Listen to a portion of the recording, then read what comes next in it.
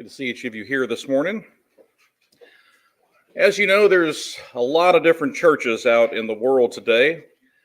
There's pretty much a buffet line of sorts, of doctrines, worship services, church activities, all sorts of things to choose from.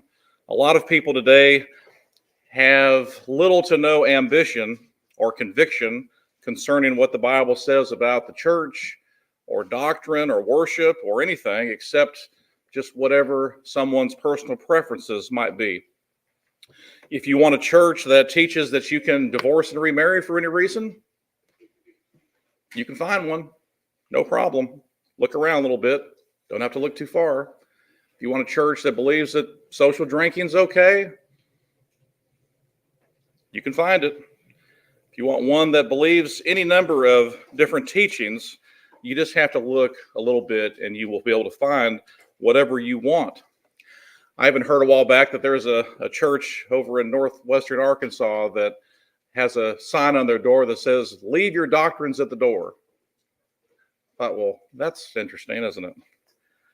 If you want a church that's formal in their worship, you can find that. If you want one that's more of a come as you are, do what you want, you can find that. There's just everything out there. So when you think about all the variety that we have in the world we live in, how difficult must it have been in the first century? How boring their worship must have been. Don't you just almost feel sorry for the first century Christians that they didn't have all of these choices? That's kind of how it seems like it should be, right? I don't know about you, but I don't really feel sorry for the first century church at all. They had exactly what they needed and really what we need. But when you think about that, I hope it does make you think a little bit. You know, they didn't have the variety that there is in this world today. They didn't have all of these different choices. They didn't have but one church to choose from. They didn't have different doctrines to believe that would have been acceptable, or different worship services. They didn't come together as a church for social things. Sure, they got together and things like that, but they didn't come together as a church for those things. So what I want us to focus on this morning, as you can tell probably from the passage, is just what did they do? What did they focus on? And certainly what should it be that we focus on today? So simple lesson. We're going to stick pretty well in Acts chapter 2 and verse 42 as far as the basis for our lesson. Obviously, we're going to branch out a little bit from there, but I hope it'll be a good study for us this morning as we look at what they did. So first of all, they continued. That's pretty clear from that passage, right? They continued. Acts 2, verse 42. There's something comforting in those words, thinking about them doing those things that were continual in nature. We like that in many ways. You know, we expect that God is going to continue what he does. He's going to continue the course of this world, and the blessings that we have that are necessary for our life. We kind of expect that those things are going to continue. We expect that those around us are going to continue in the things that they should do. You know, we want our children to do the things that are right. We hope they continue in that. We have an expectation that our spouses are going to continue to be faithful, whether through sickness or poverty or even unto death itself. You know, we understand that that's important. We expect loyalty in so many people in our lives and continuing on in that. We have all these great expectations of God and our family and even maybe even your pet. But why would God not expect that we continue to be faithful to him? Why would he not suspect that we continue on in that? As an example, I want us to think for just a minute about Barnabas. What a wonderful example he is, a wonderful teacher, knew the value of continuing and encouraging others to continue as well. It seems like just about every mention of his name has to do with encouraging and exhorting other Christians. In Acts chapter 11, Barnabas encourages the Christians at Antioch in Syria to continue. When he came and had seen the grace of God, he was glad and encouraged them all with a purpose of heart that they should continue in the Lord. What's Barnabas doing? Encouraging them to continue. Keep on going. Great job. Keep on going. We need to continue in that. In Acts chapter 13, Paul and Barnabas encouraged the Christians in Antioch. They persuaded them to continue in the grace of God. Acts chapter 14, in verse 22, Paul and Barnabas exhorts the Christians of the churches throughout Asia. They're strengthening the souls of the disciples, exhorting them to continue in the faith, saying we must, through many tribulations, enter the kingdom of God. So continuing is important. And as we think about the Christians in the first century, 3,000 were baptized into Christ. What did they do after that? They continued. They continued steadfastly. We also like steadfastness, do we not? Among those around us. To be steadfast means to be earnest towards, to be constantly diligent, to adhere closely to. You know, you have an expectation when you get on an airplane that pilot, you want him to have a pretty firm grasp of what he's doing. You want him to be steadfast as he's flying the plane. You want that in all areas of our life when you're traveling or somebody else is in charge or in control of something. You want them to be steadfast in that. Again, we want God to be steadfast in his continued blessings. We don't want to continue in deficits and shortcomings. We want to continue in good things, continue steadfastly in what God has blessed us with.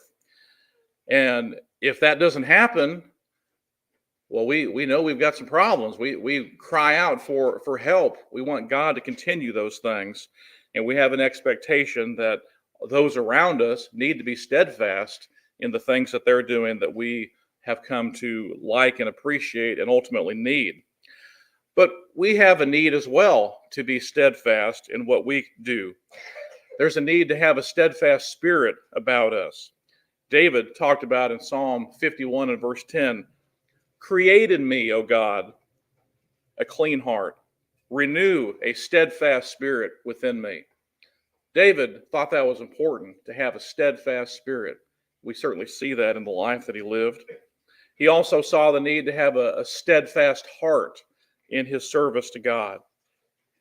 You know, if you were fighting in a battle and you were in a trench, who do you want next to you? Who do you want fighting beside you? Well, you want somebody that is going to take it kind of seriously, right? You want somebody who's committed to the task. You want a soldier on either side of you that is going to stick to their duty and to know what those things are.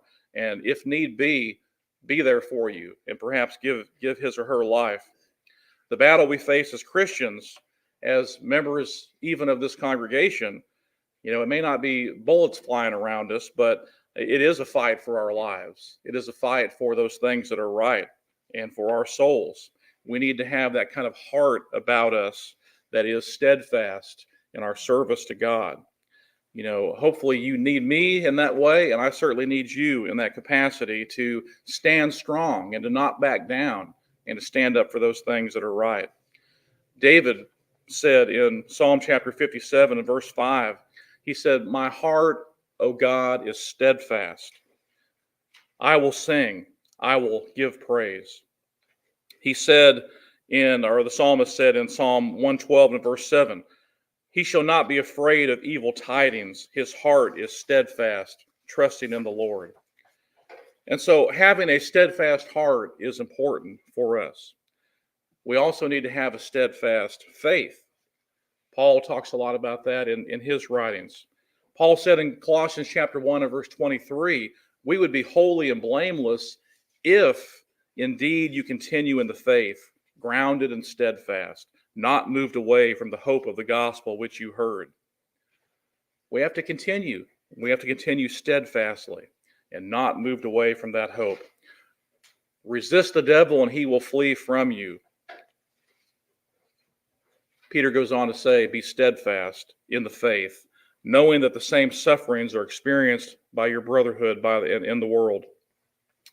So there is a great need for steadfastness. And certainly in our work to the Lord, the well-known passage in 1 Corinthians 15 and verse 58, therefore, my beloved brethren, be steadfast, immovable, always abounding in the work of the Lord, knowing that your toil is not in vain in the Lord. That's a part of it, being steadfast and understanding the need for that. That's what they were doing in the first century. They continued, and they did so steadfastly. Well, what do they continue in? They continued steadfastly in the doctrine, the apostles' doctrine. For so many in this world that seem to argue that doctrine is not important, I just don't know how you can say that. It's clearly what they continued steadfastly in. And it wasn't just any doctrine, it was the apostles' doctrine. It was something that they took seriously. And they were warned constantly about that. Paul told Timothy in 1 Timothy 4 and verse 16, take heed to yourself and to the doctrine. Continue in them, for in doing this you will save both yourself and those who hear you. Doctrine is important, and it's important to continue in and continue steadfastly in. Steadfastness requires that we, as Paul said in 1 Corinthians 11 and verse 2, keep the traditions just as I delivered them to you. That implies that there's a teaching that is correct, that they didn't need to falter from that, and that we don't move from the apostles' doctrine. Again, not just any doctrine is what you need to follow, but the apostles' doctrine. And so it's not about how do we remain and stay relevant? How do we become more modern? How are we more progressive in our work and worship and doctrine? It's not about that at all. It's about what the scriptures teach us to do, because it's not about moving with the times, but rather we're told not to move, to stick with the apostles' doctrine. 2 Timothy 3 and verse 14, you must continue in the things which you've learned and been assured of, knowing from whom you learned it from. The first century Christians were right. The church and what they were doing was right in their doctrine and in their worship and in their work. They had the inspired apostles teaching and instructing them, and any movement away from that doctrine was not continuing steadfastly in that. And we need to see the great need to hold to that doctrine, not try to come up with something more modern or something more fitting for the times, but to continue in the truth of that doctrine. If we move away from that, we're not continuing steadfast in that. And we know that happens today, certainly, but it was happening even in the first century. Our whole study through the book of Galatians this past year talks about that. You know, Paul was amazed that they were turning to another gospel, which really isn't another, but some are disturbing you. They were turning away from it even then and going to something else.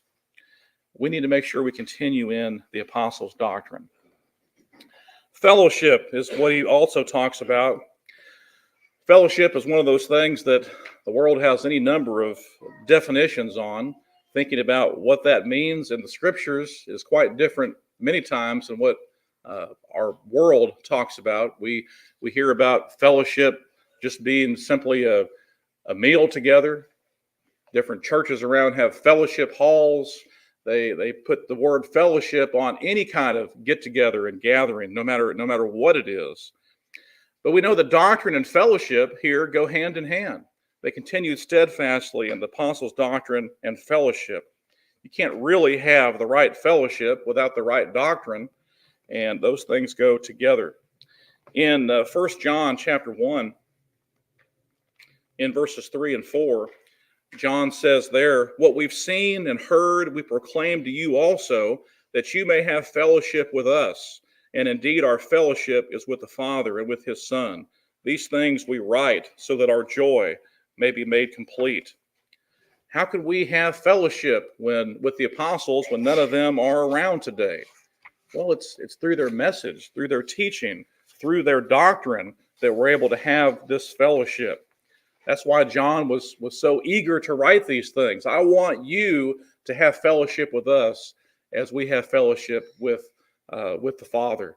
And that's why he's writing those things. And we can have that fellowship because of what he wrote.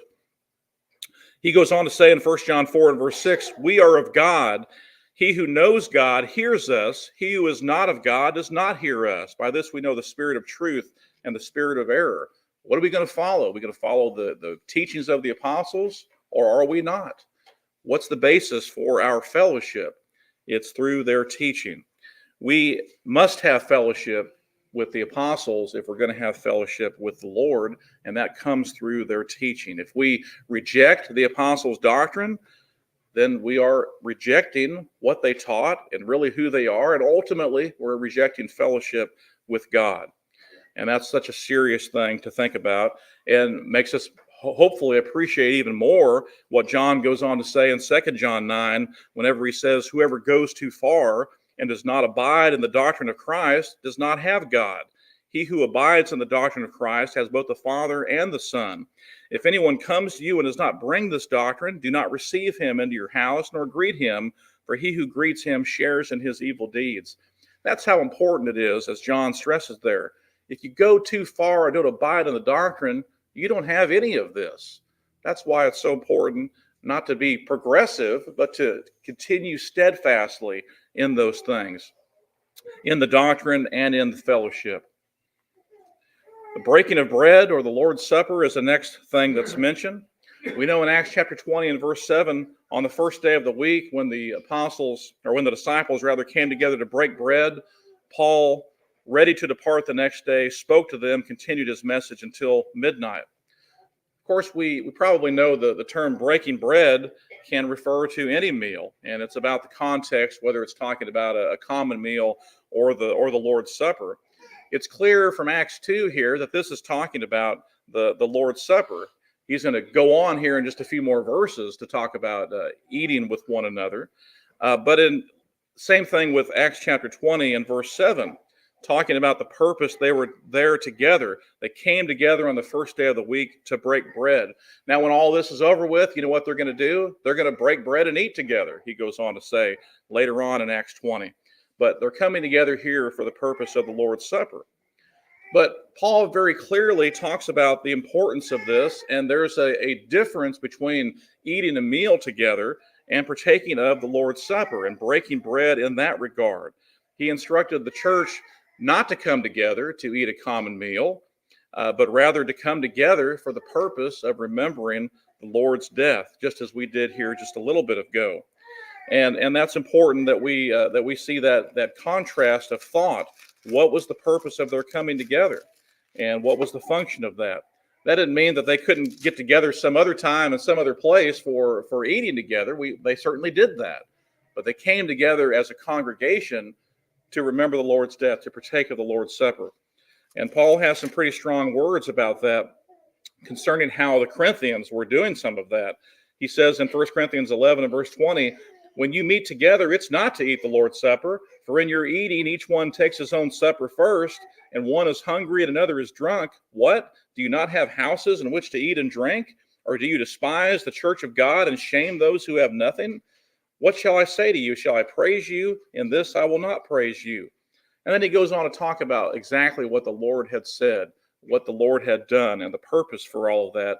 And then he concludes in verse 34 by saying, if anyone is hungry, let him eat at home, so that you may not come together for judgment.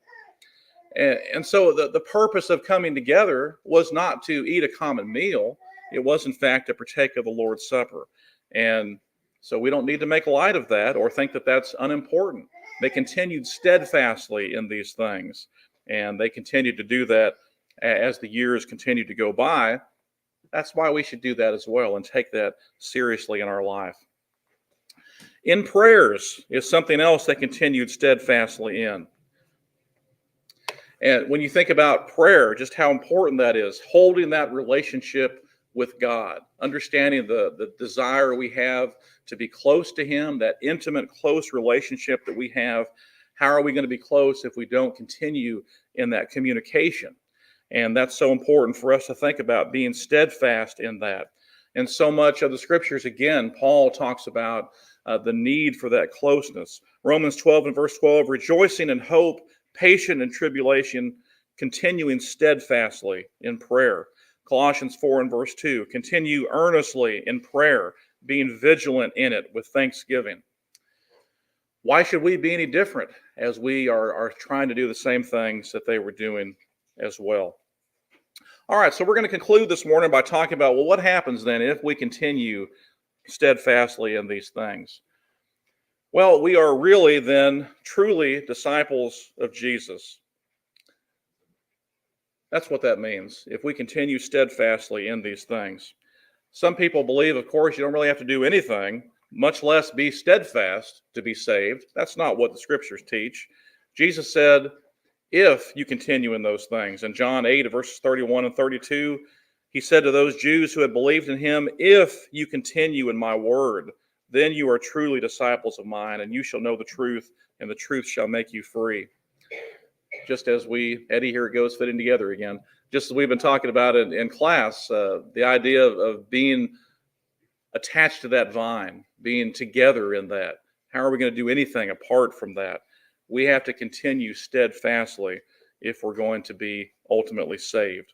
The Hebrew writer said in Hebrews chapter 3 and verse 14, for we have become partakers of Christ if we hold fast the beginning of our assurance firm until the end. And so if we continue steadfastly, we are truly disciples of Jesus, and ultimately we will be saved. Those who don't continue, they're going to fall away. They're detaching themselves from the vine. And Jesus taught in the parable of the sower in Mark chapter 4, in one occasion anyway, the seed fell on the rocky soil. You know what happened? Well, there wasn't any depth. They started growing, the root, but there's no place for the root to go. And it was only temporary. And when persecutions or any kind of trouble rose up, they fell away. We have to continue steadfastly in those things. And if we don't, we know we're going to be cut off from Christ. Romans chapter 11 and verse 22, consider therefore the goodness and severity of God. On those who fell, severity, but towards you, goodness, if you continue in his goodness. Otherwise, you also will be cut off. And so that's how important it is. We continue on in the goodness of Christ. We hold fast to those things. And with all the variety that there is in this world, there's the temptation to just get caught up into all of those things. Pick and choose whatever you want to do and think that it's going to be just okay. But the scriptures don't teach that. It teaches that there is a specific way, that there is the doctrine of the apostles, and that they were to continue steadfastly in those things. We are as well in our teaching today. So what do you think then was the result of all that was going on in the first century? Do you think the result was that it was just boring and tedious and just awful for those first century Christians? How terrible they had it. Well, if you keep on reading in Acts chapter 2, we know that that was not the result.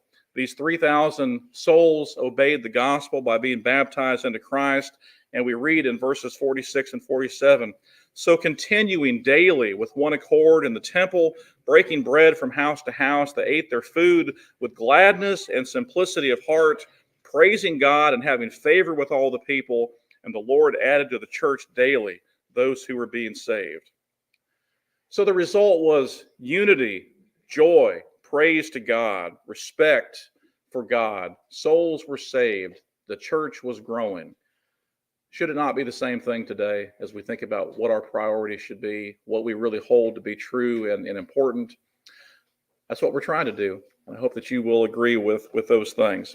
Should be the same today. This morning, if we can help in any way, we'd like to do that. If you're not a Christian, it starts right there by becoming one, just as they were baptized into Christ in Acts chapter 2, as they said, what shall we do? And Peter said, repent and be baptized, every one of you. We just talked about the Lord added to the church those 3,000 that obeyed the gospel, and they continued in those things. Should that not be the case with you today? If it's not, we encourage you to do so even at this very time. If we can help you in any way, let it be known by coming forward. As together we stand and sing. Have you been to Jesus for the cleansing power? Are you